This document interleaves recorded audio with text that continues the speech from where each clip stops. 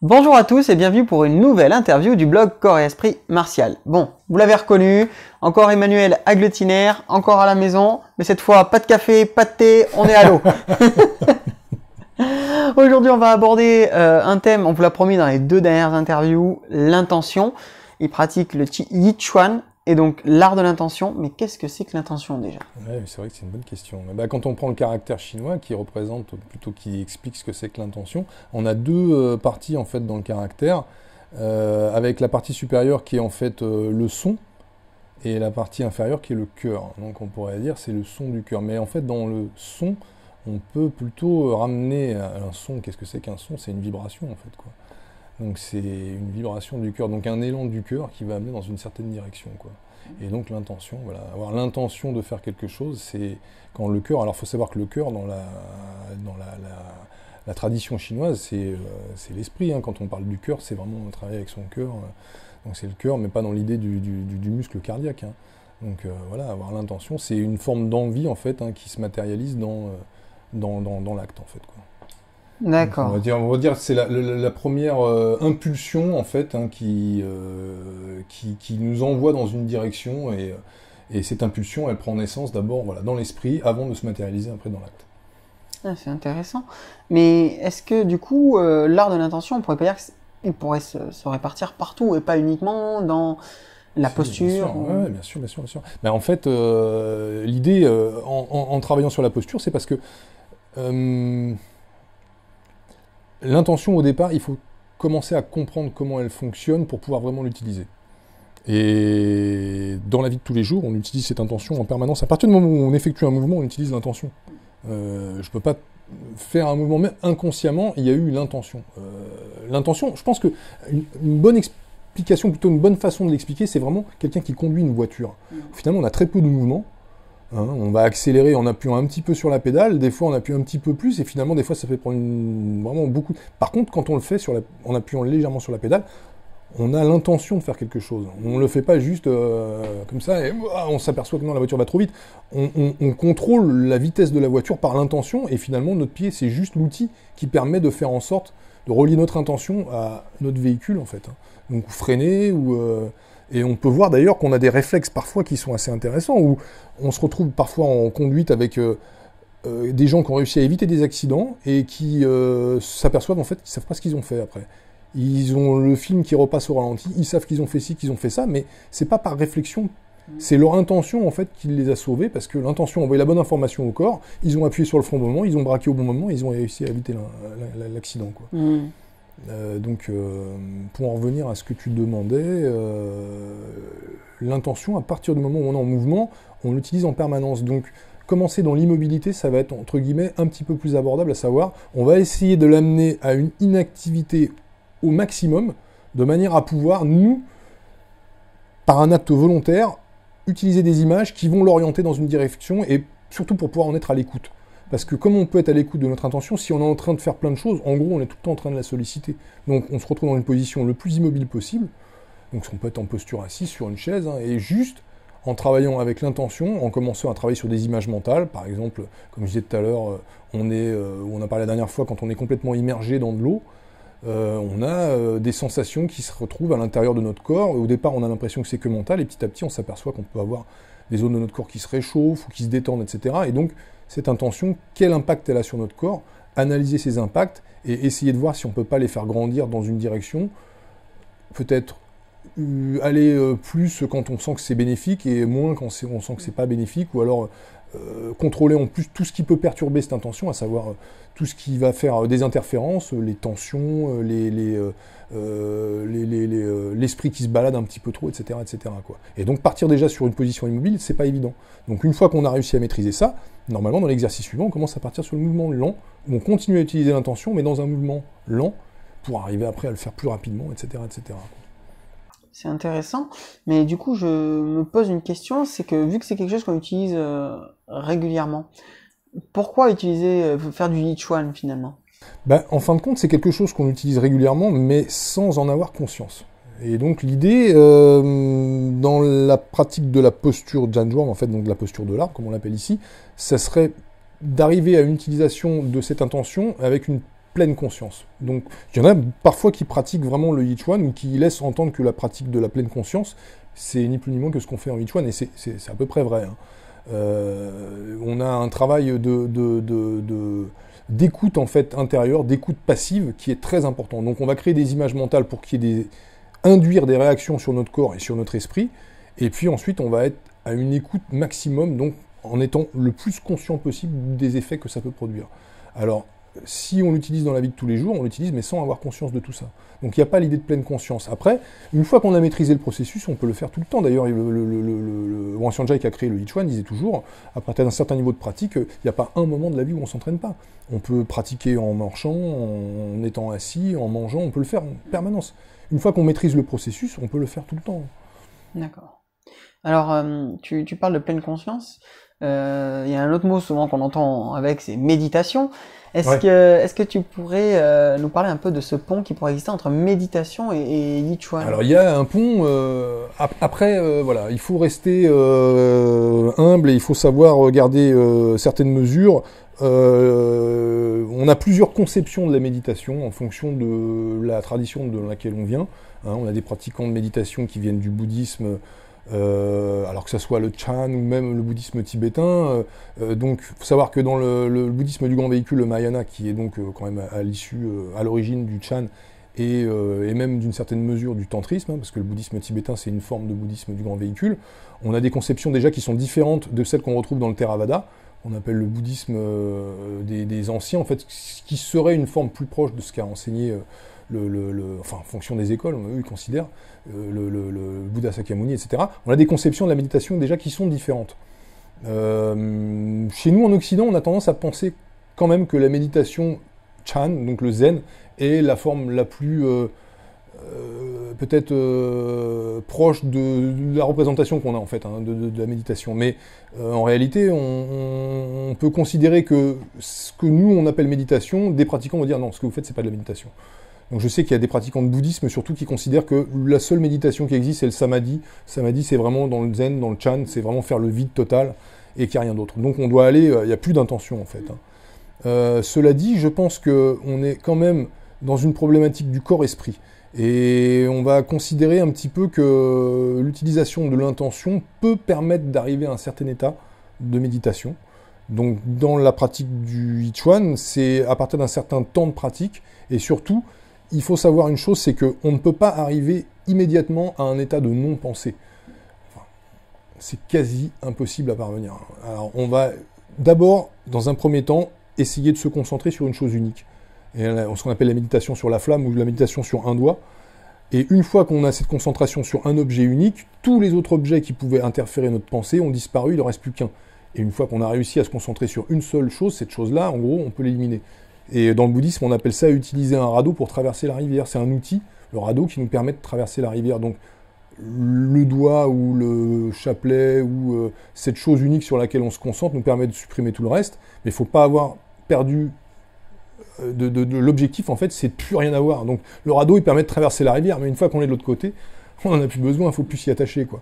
Alors le Yichuan, pour ça, il va permettre, en fait, par le travail, que ça soit sur la pleine conscience ou sur les images, quand on fait des intentions, donc de se concentrer, en fait, sur une chose qui va nous permettre de faire le vide pour le reste. Et par là, on peut arriver au travail de méditation qui est proche, d'une certaine manière, du Chan.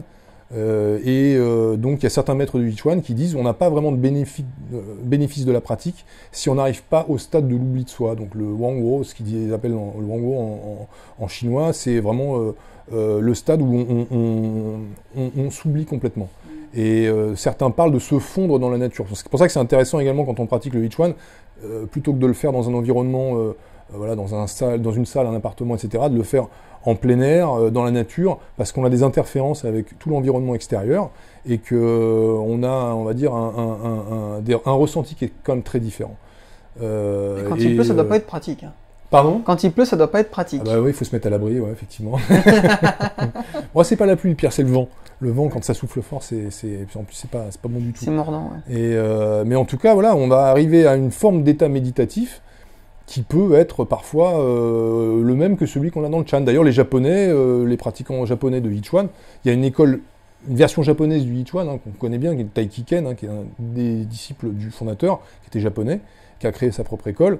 Quand il parle de la méditation, enfin pas de la méditation, quand il parle de la posture de l'arbre, du Janzhuang, il l'appelle Ritsuzen en japonais. Donc Li Chan, ça veut dire la posture, le Chan, en fait, le Zen, debout. Pour eux, cette façon de pratiquer n'est ni plus ni moins que celle-ci, mais avec tout le corps. Voilà. Donc c'est une forme de contemplation quelque part, où on utilise tout le corps et pas juste l'esprit, ou plutôt l'esprit n'est plus dans son intellectualité, mais dans un ressenti vraiment ouvert.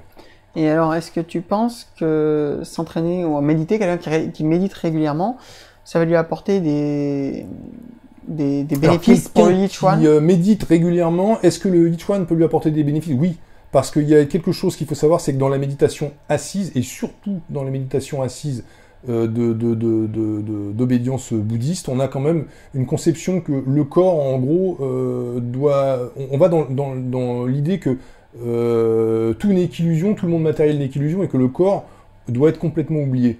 Alors que dans la pratique du Yichuan, on a plus une conception taoïsante de ce côté-là, donc avec le taoïsme qui veut utiliser le corps comme un outil, parce que l'esprit, il ne veut pas exister sans le corps. Dans ce monde-là, notre corps abrite notre esprit et notre corps ne font qu'un. Donc travailler sur l'esprit, c'est également travailler sur le corps. Et eux, ils vont utiliser l'outil du corps pour arriver à plus de bénéfices sur l'esprit. Donc on n'essaye pas de supprimer le corps ou d'oublier qu'il existe, on essaie de l'utiliser justement pour arriver, d'où l'idée de préparation physique, mentale, qui sont étroitement liés. Étroitement liés, même inséparables l'un de l'autre. Très intéressant. Mais et à l'opposé, est-ce que je pense que quelqu'un qui pratique la méditation, ça peut avoir un impact sur sa pratique de Yichuan? Oui, ça c'est certainement. Oui.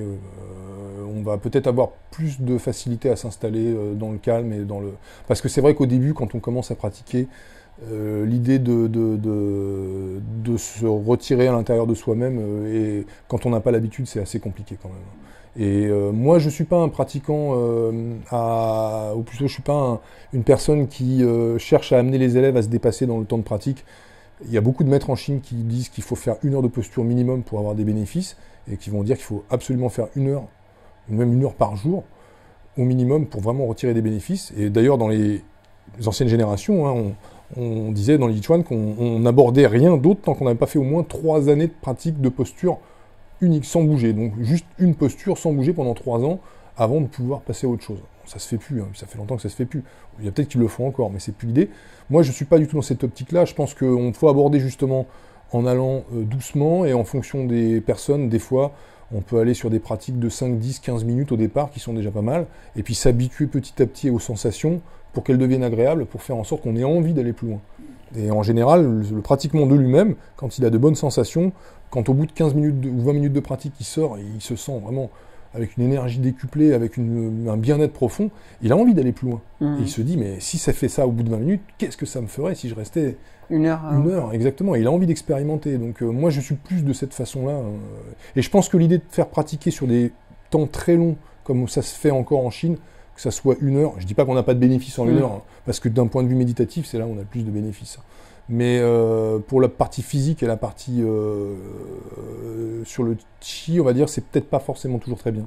Au bout d'1 heure, on a parfois des tensions qui se créent, etc. Après, à côté de ça, oui, donc travailler 1 heure, ou même parfois jusqu'à 3 heures, moi je suis pas du tout... je pense que c'est plus une façon qu'on a en Chine de tester la volonté du disciple ou de l'étudiant en disant... on testait beaucoup les élèves avant à voir est-ce qu'ils sont vraiment motivés pour apprendre, parce que sinon je leur montre rien, je perds mon temps, quoi. Et donc le type il est capable de tenir 1 heure, en gros il est capable de manger amer, on dit choku en chinois, tu sais que tu mérites que je t'en montre plus, et fais tes preuves avant, et donc je pense que c'était également, pas seulement, parce qu'on sait qu'il y a des bénéfices quand même, mais c'était également une façon de tester la volonté de l'élève à vraiment s'investir dans sa pratique, quoi. C'est intéressant ce que tu racontes là, parce que du coup, j'avais jamais entendu ce discours de cette façon-là. Et tu penses qu'on peut avoir donc des bénéfices en pratiquant par exemple régulièrement, par exemple plusieurs fois, 10 fois 10 minutes, plusieurs fois 10 minutes. Complètement. On aura les mêmes bénéfices sur la pratique corporelle, donc sur toute la partie structurelle, sur le travail de l'intention, parce qu'au bout d'un moment, on s'aperçoit que le travail de l'intention, on peut le faire dans la pratique, on peut le faire tous les jours. Donc à un moment donné, on travaille, je sais pas moi, peut-être 5-6 fois 10 minutes dans la journée. Et puis en fait, ça devient tellement une espèce d'habitude que dans tout ce qu'on va faire, on va continuer à le faire en fait. Oui, comme il y a des piqûres de rappel, en fait, c'est moins dilué dans la journée. Et d'autres maîtres en Chine vont dire, moi je me rappelle, il y avait un maître que j'avais rencontré, un élève de mon premier maître, hein, qui est un monsieur reconnu maintenant en Chine, et qui me disait 1 heure le matin, 1 heure le soir. Donc c'était 2 heures par jour, mais par contre, entre les deux... oui, et puis il faut avoir le temps, il faut avoir 2 heures à consacrer tous les jours. Après, on se couche 1 heure plus tard et on se lève 1 heure plus tôt. Quoi. Ouais. Ça fait 2 heures de sommeil en moins. Je suis bon en matin. Vous pouvez me donner mon diplôme. Est-ce que d'un point de vue efficacité, tu vois, il y a une différence qui existe? Est-ce qu'on peut être plus efficace, donc c'est-à-dire développer plus de puissance, développer plus de rapidité, d'explosivité grâce à cette intention? Alors pour la puissance, pour la rapidité, l'intention, pour la rapidité, l'intention, oui. Pour la puissance, d'une certaine mesure, oui. Après, il y a une partie structurelle qui est quand même importante. Après, pour ce qui est de l'explosivité, ça c'est indéniable. Et c'est un petit peu ce qui m'avait séduit chez mon premier maître. Hein. On avait un monsieur qui avait 73-74 ans à l'époque quand je l'ai rencontré, moi j'en avais 20, et il avait une explosivité qui était incroyable. Et c'était à un point, c'est que c'était vraiment de l'explosivité dans le sens explosion du terme. C'est-à-dire que quand il faisait son Fali, c'était vraiment... c'était boum, ça partait comme ça, il y avait une espèce d'explosion qui nous touchait, on sentait la vibration qui nous pénétrait, c'était vraiment... il n'y avait pas d'anticipation du mouvement, c'était soudain, boum, ça partait comme ça, direct, il n'y avait pas Et moi j'avais fait, waouh, mais j'ai jamais vu ça avant, quoi. Mais mon karaté, il y a toujours même quand ceux qui font pas d'appel, ça peut partir très vite, mais il n'y a pas cette forme d'explosion dont on sent qu'il y a une vibration qui part dans toutes les directions à la fois, quoi. Il y avait vraiment quelque chose qui m'avait subjugué. Et le travail de l'intention, pour ça, il est vraiment très important, ouais. C'est peut-être, on peut pas, je pense, y arriver d'une certaine mesure sans passer par ce travail-là. Après, il y en a qui le font dans d'autres écoles. Hein. Oui, mais en travaillant l'intention différemment, peut-être. Travailler l'intention différemment, mais ils le travaillent également comme ça. Ouais. Et ne serait-ce que parce qu'on est obligé de supprimer toutes les zones de tension dans le corps qui font interférence, en fait. Hein. Et avant de pouvoir, je vais démarrer quelque chose, bah, il faut que ça soit détendu pour que ça parte tout de suite, quoi. S'il n'y a pas cette détente au départ, bah, il y a la phase préparatoire qui fait que on fait un appel ou on n'a pas de... Et donc, il faut d'abord l'avoir conscientisé, visualisé, et donc ça, c'est une forme de travail sur l'intention, parce que c'est cette intention qui va nous permettre, en fait, d'avoir l'écoute intérieure pour comprendre qu'est-ce qui ne va pas, qu'est-ce qui m'empêcherait de faire tout ça. Donc on va se mettre en posture et on va commencer à imaginer qu'on est prêt à bondir, qu'on est prêt à démarrer, et là, on s'aperçoit que mais si je devais partir là à n'importe quel moment, qu'est-ce qui me gêne? Et on s'aperçoit, bah, il y a ça qui va pas, il y a ça qui va pas, c'est trop tendu ici, c'est trop tendu là. Et on travaille sur l'intention, je vais relâcher ici, je vais travailler là. Et toujours dans l'idée de, je suis prêt à exploser à n'importe quel moment. Et on s'aperçoit que, ah là, si je dois partir vraiment, boum, ça part tout de suite, quoi.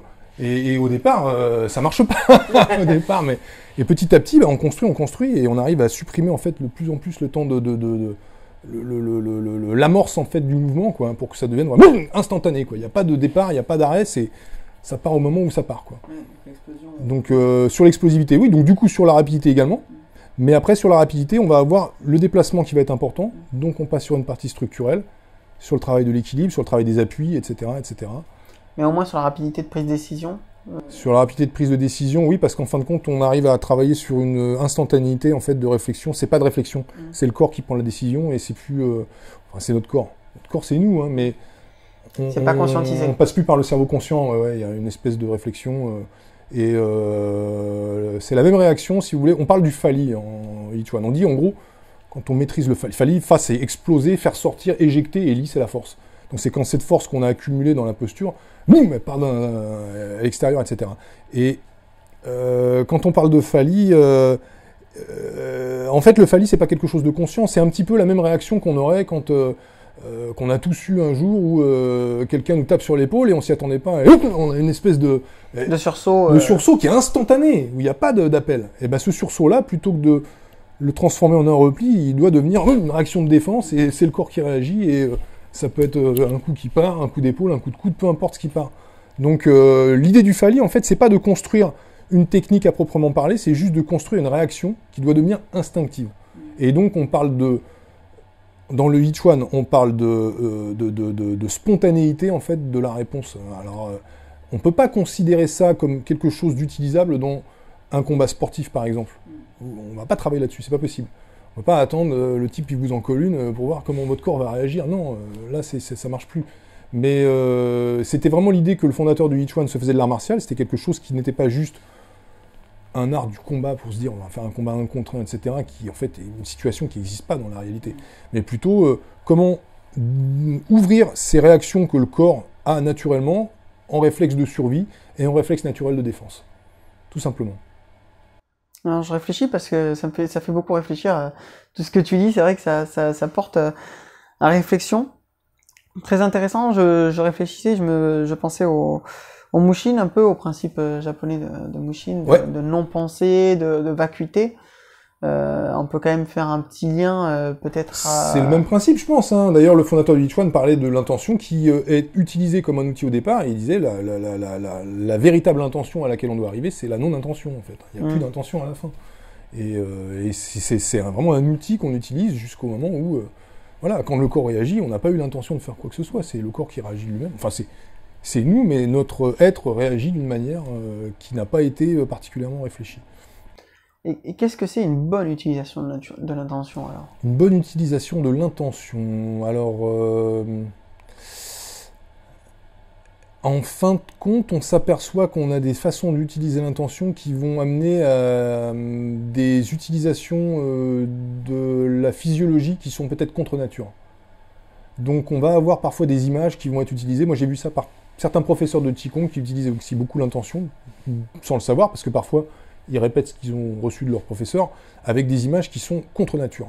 En disant, imaginez que vous faites ci, imaginez que vous faites ça, et ils vous emmènent dans des trucs en disant, mais comment je peux imaginer ça? C'est impossible. Enfin, et on n'arrive pas à visualiser, et donc on est complètement perdu dans des sensations bizarres et étranges qui mettent le corps peut-être d'une certaine manière en contradiction dans certaines sensations, etc., et qui le perdent complètement, quoi. Donc je pense que ça, c'est une mauvaise utilisation de l'intention. La bonne utilisation de l'intention, c'est des images qui sont parlantes parce qu'elles sont évidentes, elles sont naturelles. Être sous la pluie, sentir l'eau qui vous tombe sur le corps, qui descend jusqu'à vos pieds, c'est des choses qu'on a tous expérimentées. C'est des choses qui sont naturelles et qui sont simples. Surtout la simplicité, en fait, qui est maître mot, je pense. Et avoir une intention vraiment qui est évidente, très très simple et qui fait qu'on a une réaction immédiate dans le corps, en fait. Et du coup, pour bien guider tes élèves, donc on a bien compris que tu utilisais des images. Est-ce qu'il y a d'autres façons de les accompagner dans cet apprentissage de l'intention? Oui, on peut les corriger après et en fonction des façons de toucher le corps, on peut avoir des réactions aussi. Un petit peu comme on ferait un massage, en fait. On masse pas, hein, mais en donnant des points d'appui, en concentrant sur les pratiques, en donnant des réactions, des résistances, etc., on va donner des informations au corps qui vont lui faire prendre conscience de certaines jonctions, de certaines charnières qui sont importantes, etc., etc. Et encore une fois, c'est une prise de conscience qui n'est pas reliée vraiment à l'intellect. C'est-à-dire qu'ils en ont pris conscience, mais ils en sont peut-être parfois même pas conscients, quoi. Parce que le corps a compris l'information. Et donc en posture, on va appuyer, on va nous demander de résister, mais sans forcer. Et puis le corps va réagir à des endroits où on va dire, et ça va forcer un petit peu ici, donc ils vont être obligés de se fléchir un peu plus. Et en gros, ils vont comprendre que c'est cette articulation-là qui fait tout le travail, par exemple, et sans l'avoir intellectualisé. L'information a été intégrée dans le corps. C'est en mettant des points donc précis sur le corps, en appuyant sur certaines zones que tu arrives à repérer, par exemple, qui peut... Est-ce que tu aurais, par exemple, un conseil à donner à quelqu'un qui veut travailler l'intention chez soi? Donc, par exemple, il va travailler la position du pied ou la position de l'arbre. Et un conseil pour qu'il puisse s'améliorer sur cette appropriation de l'intention? Oui, c'est de rester dans la légèreté et dans la facilité. Parce qu'en fait, on a tendance, surtout quand on pratique en arts martiaux, et moi je suis passé par là, surtout avec le bagage que j'avais de karaté à la base, c'est d'essayer de chercher le maximum en fait de sensations dans quelque chose qui est parfois un petit peu musclé, quoi. Et en réalité, à partir du moment où ça devient dur, c'est qu'il y a des tensions. Et c'est assez difficile à concevoir parce qu'on pense que on ne fait pas d'efforts musculaires, donc c'est que je suis forcément détendu. Et les tensions, elles ne sont pas forcément musculaires. Les tensions internes, c'est des tensions qui ont déjà, en fait... voilà, on parlait d'une musculature qui est volontaire et la musculature involontaire. Les tensions internes, c'est quand elles vont toucher toute cette musculature qui n'est pas volontaire. Donc en réalité, on est en train de créer des tensions qui sont une certaine forme de contraction, donc on n'a pas forcément conscience. Donc rester dans la légèreté, c'est vraiment rester dans le relâchement plus total. Je pense que le maître mot au départ, hein, et tous les grands maîtres de Yichuan que j'ai rencontrés disaient toujours, le plus important au départ, c'est, ils disent en chinois Fang Song, c'est relâche-toi, détends-toi, essaie d'être le plus détendu possible.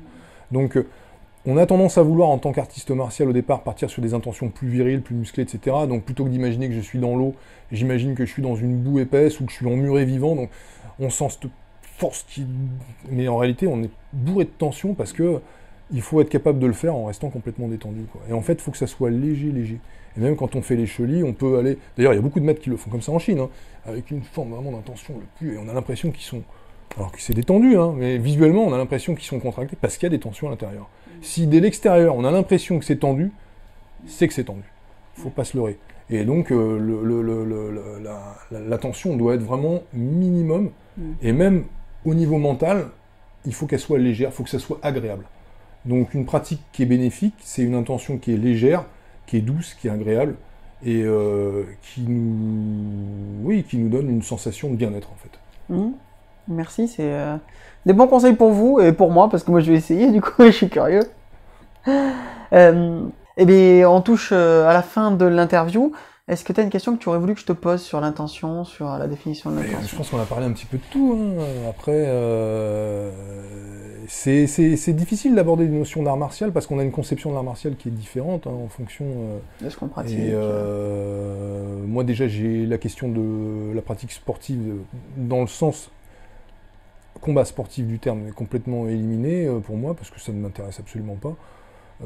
Et je pense qu'il y a quelque chose qu'il faut quand même mettre en évidence, c'est l'idée de la pratique de l'art martial dans la conception chinoise, qui n'est pas forcément quelque chose qui va notamment vers une idée de combat, mais qui est à intégrer dans une façon de vivre, hein, et qui doit surtout préserver l'intégrité de la personne, autant physique que morale. Donc on a toujours l'idée de se protéger, d'apprendre à se protéger des autres, mais d'abord d'apprendre à se protéger de soi-même, parce que c'est nous qui nous faisons...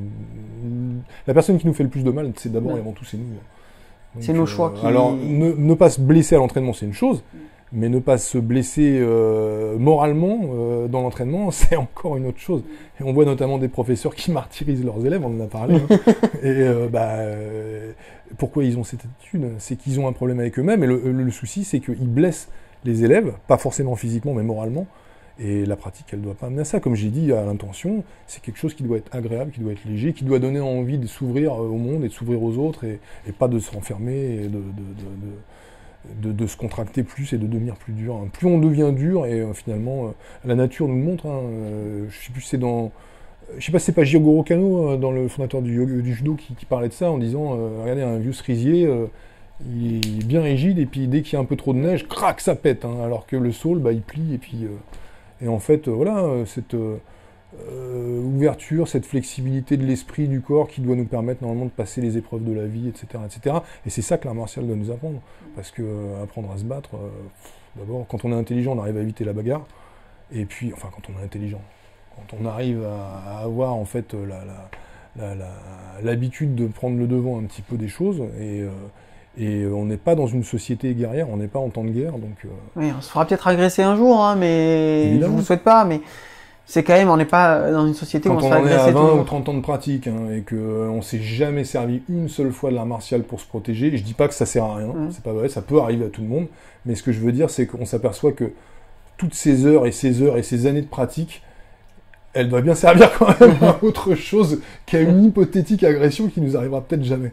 Bien sûr. Donc là, je pense que c'est intéressant, c'est cette ouverture, cette souplesse du cœur et du corps, etc., qui doit faire partie de la pratique, quoi. Puis c'est un des problèmes qu'on a justement dans l'intention de pratique qu'on pourrait relier. Hein. Ouais. Quand on va pratiquer du tennis, quand on va pratiquer du football, on n'a pas l'intention de l'utiliser à l'extérieur. Exactement, ouais. Et on y va pour le plaisir. Oui, exactement. Ouais, ça doit être un plaisir, ça doit être quelque chose qui nous fait du bien. Et après, il en découle des choses, que ce soit du tennis, du rugby, du foot ou de l'art martial, il y a des choses qui en découlent. Mais... Mon premier maître, Li Tianyu, il disait pratiquer Jianzhuang, c'est comme mettre de l'argent à la banque. Il disait, vous avez votre bourse et vous la remplissez, vous la remplissez, vous la remplissez. Et il dit, le problème, c'est les gens qui veulent aller faire du shopping alors qu'ils n'ont rien dans leur porte-monnaie, quoi. Donc, tu penses déjà à faire du combat, tu penses déjà à faire ci, du faire ça, mais pratique, d'abord en magazine avant de vouloir dépenser, quoi. Et voilà, c'était une petite leçon qu'il donnait en disant, on essaie d'emmagasiner pour pouvoir après utiliser, mais en gros, si t'as rien, tu n'auras rien à utiliser, quoi. Donc, en essayant d'aller trop vite, on va dire, On brûle les étapes. on brûle les étapes et puis ça sert à rien, ce qu'on fait n'a aucun intérêt, quoi. Quand je te vois bouger, et quand tu montes tes mouvements, il y a une idée de cercle tout le temps, de cercle, de ressort. Alors ressort, oui, ça c'est sûr. Et le cercle, oui, quelque part également, oui, complètement. L'idée de rondeur, hein, on dit souvent dans le Yichuan, en fait, on marche un peu comme une toupie, hein, ou une hélice. On essaie d'être, on va dire, d'avoir une force qui est répartie de manière égale dans toutes les directions, en fait. Et à partir de ça, on va apprendre à bouger. Ouais. Donc en fin de compte, on a certaines écoles qui vont avoir une tactique, on va dire, qui va être plus axée sur une forme d'attaque, d'autres qui vont être plus axées sur une forme de défense. Et l'idée du Yichuan, c'est d'être vraiment dans le centre, un peu comme dans le bouddhisme, en fait. Hein. On est la voie du milieu, exactement. On est d'abord dans une forme de protection, et puis ensuite on essaie d'aller vers l'avant en gardant ça, quoi. Et du coup, en combat, comment on peut utiliser ces... Alors, théoriquement, on utilise la force, alors qu'on dit... Ça fait partie de la théorie du Yichuan, en fait. Hein. On essaie d'abord, par la pratique de la posture du Danzhuang, en fait, donc de la posture de l'arbre, à appréhender, ou en tout cas à saisir le concept de Hunyuan. Hunyuan lié, alors Hun, ça veut dire quelque chose qui est mélangé au départ, c'est un petit peu le chaos du Big Bang, et puis Yuan, c'est l'origine, en fait. Hein. Donc on dit l'origine du mouvement avant même qu'il apparaisse. Et un truc qui est intéressant, donc ça c'est un terme qu'on utilise dans la cosmologie taoïste, Hunyuan c'est l'avant, en fait, l'avant-tout, quoi. C'est un petit peu l'origine des choses, et la même expression est parfois utilisée en disant c'est la posture du chaos primordial, parce qu'on est dans l'immobilité qui précède le mouvement, on est avant que les choses commencent à se matérialiser, et on utilise les mêmes caractères, enfin, pas les mêmes caractères, la même expression Hunyuan, des fois elle est avec deux autres caractères, dont l'un veut dire la totalité, et Yuan veut dire la rondeur. Donc la posture doit être entièrement ronde. Et il doit y avoir cette forme en fait de projection de la force qui est aussi bien par ici que par là, et on ne cherche pas à projeter, on cherche à s'étendre. Et donc l'idée de relâcher tout, c'est également dans une idée en fait d'être à l'opposé de la contraction, donc dans l'expansion. C'est intéressant ça, à réfléchir, mais comment on peut s'entraîner pour réussir à faire ça? Est-ce que tu as un exercice par exemple typique qui permet de prendre conscience de cette rondeur? Ouais, on va travailler sur les premières formes de Sheli en fait, hein, où on va également, donc on peut travailler par exemple sur les premières formes. On a des formes qui sont quand même relativement rondes. Hein. Il y a plusieurs formes de Danzhuang, hein, mais il y en a une qui est quand même vraiment relativement ronde. Hein, donc c'est ces formes-là. Et puis ensuite on va commencer à les articuler en ouvrant et en fermant les segments, donc en augmentant et en rétractant. Et donc on va imaginer qu'on a soit des ressorts, soit des ballons, soit des élastiques qu'on doit tendre, qu'on doit comprimer, etc. Et sentir que cette forme de force qui arrondit, en fait, qui est circulaire, on essaie de l'augmenter, on essaie de la diminuer, et donc on prend conscience en fait de toutes les directions à la fois. Et comment augmenter en fait ce volume, et pas juste en poussant vers l'avant, mais en augmentant tout en fait toute l'expansion du corps en fait dans toutes les directions. Donc ça c'est un début, c'est la base hein, du Sheli. Hein. Et ensuite, on va faire la même chose sur des formes un peu plus techniques, où déjà on a des idées presque de technique, en fait, hein, parce que c'est des principes dans le mouvement qui sont vraiment déjà quelque chose qu'on peut utiliser dans la technique. Et donc, juste au départ, apprendre à articuler cette forme ronde qui est ressentie d'abord également par les intentions. Hein, on imagine également, par exemple, qu'on a quelques résistances sur lesquelles on doit apprendre à se reposer ou à repousser vers l'extérieur, etc., etc., et l'articuler ensuite en ouvrant, en fermant. On peut imaginer que c'est une respiration, on peut imaginer qu'on est dans une rivière avec un flux qui vient vers nous et qui nous ouvre et on résiste et on repousse l'eau, etc. Donc il y a tout un tas d'exercices comme ça qui sont des Sheli en fait. C'est la deuxième étape. D'une certaine manière, on dit que c'est la deuxième étape. Moi, dans la façon que j'ai eu d'apprendre le Yichuan avec mon premier maître, c'était les 3 premiers exercices, on les faisait toujours en simultané. On commençait la posture, en même temps on commençait à apprendre les Sheli et on commençait à apprendre le déplacement. Et très vite, on s'aperçoit que la posture est vraiment le plus important, mais pas que. Les autres sont importants aussi. Ouais. Est-ce qu'il existe des formes de cercles, entre guillemets, internes à aligner, comme un ressort pour justement, je parlais de ressort. Est-ce que ça existe et est-ce qu'on peut le travailler notamment à travers la posture? Ah oui, le ressort, en fait, c'est le deuxième grand exercice, en fait, et encore, on revient encore alors, dans la posture, on l'a déjà, hein, parce qu'on imagine, par exemple, qu'on a des ballons, donc on parlait du cercle tout à l'heure, on a un ballon entre chaque main, ou on a un gros ballon dans les mains, on en a un sous chaque bras, on en a entre les jambes, on est assis sur un autre ballon, donc c'est toujours du cercle un peu partout, et puis ensuite, on peut imaginer qu'on a les ressorts à comprimer, donc ces ballons qui sont élastiques, on peut devenir des ressorts, et en fait, on va travailler, donc tout ce que je viens de montrer, là, sur l'ouverture et la fermeture, c'est sur toute la structure que ça agit, hein. Et donc, en plus de travailler l'ouverture et la fermeture des segments et du cercle, on va travailler sur le concept de tension et de relâchement. Parce qu'il va falloir comprimer ces ressorts, mais en étant toujours détendu. Et dès qu'on va commencer à comprimer ou à décomprimer les ressorts ou à tendre les élastiques, on va s'apercevoir qu'il y a des tensions qui se créent. Et donc, comment réussir à faire le même mouvement, donc intérieurement ou alors dans un mouvement petit, mais en éliminant toutes les tensions qu'on pourra avoir. Et là, on va travailler sur le relâchement profond, tout en faisant un mouvement qui est juste, etc., avec une force dans l'intention, parce qu'encore une fois, il n'y a rien, je travaille dans le vide, et c'est l'intention de créer une résistance qui va me permettre d'aligner mon corps de manière optimum pour que la structure ait vraiment un impact sur le mouvement, quoi. Merci, n'hésitez pas à le remercier, je vous rappelle que c'est son anniversaire au moment où on tourne la vidéo, donc vous pouvez encore lui marquer bon anniversaire, même si elle sort 6 mois après, c'est bon. Merci. On vous dit à très vite, tchou bye. Au revoir. Merci d'avoir écouté Causerie d'experts, votre podcast proposé par le blog Corps et Esprit Martial. N'oubliez pas que si l'on crée le contenu, c'est vous qui le faites vivre. Si vous avez aimé les conseils de cette interview, n'hésitez surtout pas à partager, liker et commenter pour qu'un plus grand nombre y ait accès. Si vous écoutez ce podcast sur une plateforme qui le permet, nous vous invitons à vous abonner et à activer les notifications pour ne louper aucune sortie. On vous dit à très vite, tchou bye.